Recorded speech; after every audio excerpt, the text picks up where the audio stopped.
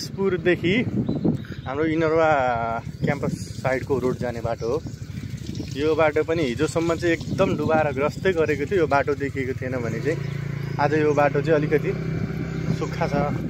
त्यही पनि पानी चाहिँ लगभग भरिएकै छ, तर अलिकति हिजोको हेरिकन चाहिँ यहाँ नजिक आवत जावत गर्न अलिक सहज भएको छ भने कतै कतै चाहिँ बाटो पानीले भरिएकै छ, जाने अवस्था अलिकति गाह्रो छ। त्यही पनि सजिलैसँगले आवत जावत चाहिँ जेस गर्न चाहिँ सकिन्छ। यहाँ हामी देखाउँदैछौँ बाटो यहाँ हामी देखाइरहेछौँ तपाईँहरूलाई। यहाँदेखि पुरा बाटो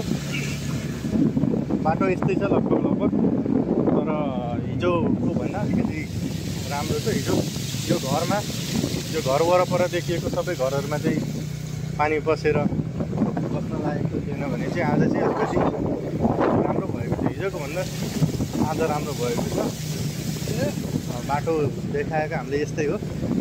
बाटोमा पानी चाहिँ अझै पनि बगिरहेको,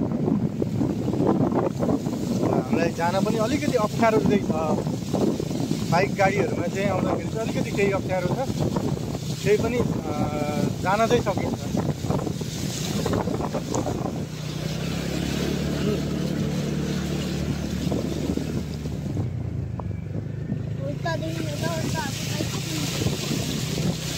यहाँ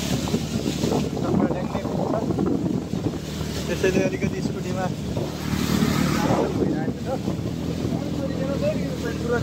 अहिले भर्खरै पानी बढेको छ।